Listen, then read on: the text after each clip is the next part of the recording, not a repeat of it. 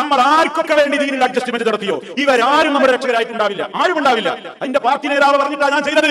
എനിക്കറിയാം അത് ചെയ്യാൻ പാടില്ല, എനിക്കറിയാം അത് ഹറാമാണെന്ന്. പക്ഷേ എന്റെ പാർട്ടി ലീഡർ പറയുമ്പോ ഞാൻ കേൾക്കണ്ടേ? അതേ രാഷ്ട്രീയം മൂത്ത് തലയിൽ കയറിയിട്ട് ചില നേതാക്കന്മാരുടെ കൽപ്പന അങ്ങ് കിട്ടിക്കഴിഞ്ഞാൽ നേതാക്കന്മാർക്ക് വേണ്ടി റോട്ടിൽ കിടന്ന് തുള്ളുന്ന അനുയായികളില്ലേ, പടച്ചറപ്പ് വിരോധിച്ച പലതും അവർ ചെയ്യുന്നില്ലേ? അതേ സംഘടനയുടെ വളർച്ചയ്ക്ക് വേണ്ടി പാർട്ടി ഓഫീസുകളിൽ വെച്ച് ചെണ്ടമുട്ടുന്ന, തബലയടിക്കുന്ന, കുഴൽ ഊതുന്ന, ഹാർമോണിയം വീട്ടുന്ന, അതേ പടച്ചറപ്പിന്റെ അതേ ഏറ്റവും വലിയ കോപത്തിന് വിധേയരായി തീരുന്ന ഒട്ടേറെ പ്രവൃത്തികളാ പാർട്ടി വളർത്താനും വോട്ട് കിട്ടാനും വേണ്ടി റോട്ടിലൂടെയും പാർട്ടി ഓഫീസുകളിലും നടത്തുന്ന മുസ്ലിം പേരുള്ള സംഘടനയുടെ അനുയായികളില്ലേ?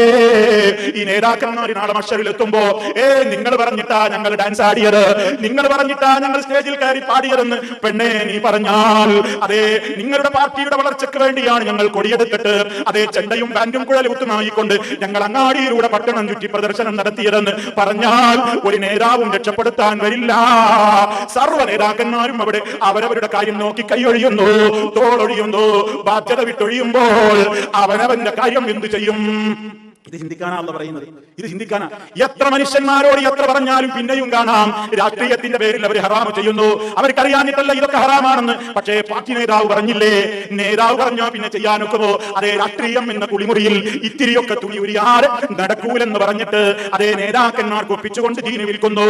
അതേ സംഘടനയുടെ ആളുകൾക്ക് വേണ്ടി സത്യം മനസ്സിലായാലും എന്റെ സംഘടനയിലെ ആളാണത് ചെയ്തത് എന്നതുകൊണ്ട് ന്യായീകരിക്കാൻ നോക്കുന്ന അനുയായികളില്ലേ, മഹ്ശറിൽ രക്ഷപ്പെടുമോ? ഒരു സംഘടന നേതാവും അത് മതസംഘടനയാണെങ്കിലും രാഷ്ട്രീയ സംഘടനയാണെങ്കിലും പ്രമാണങ്ങളുടെ പിൻബലമില്ലാതെ ആരെങ്കിലും വാക്ക് കേട്ടിട്ട് അതേ ഏതെങ്കിലും പ്രവൃത്തികളിലേക്ക് ഹറാമിൽ ചെന്ന് ചാടിയാൽ മഹ്ശറിൽ തുണയുണ്ടാവില്ല.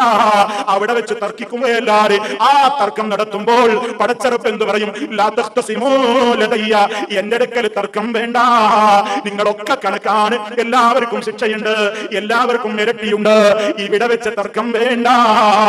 പടച്ചറപ്പ് പറയുന്നു, കുടുംബങ്ങളുടെ അടുത്ത് ചെല്ലുമ്പോൾ കുടുംബക്കാരുടെ പ്രീതിക്ക് വേണ്ടി, നാട്ടുകാരുടെ പ്രീതിക്ക് വേണ്ടി ദീനി അഡ്ജസ്റ്റ് ചെയ്യുന്ന സഹോദരിമാരെ, സഹോദരന്മാരെ, പരലോകത്ത് നമ്മുടെ കുടുംബത്തിലെ ഒരു കുഞ്ഞുകുട്ടി പോലും നമ്മുടെ വക്കാലത്ത് ഏൽക്കാനുണ്ടാവില്ല കേട്ടോ, നമ്മുടെ പാപഭാരം ഏൽക്കാനുണ്ടാവില്ല കേട്ടോ.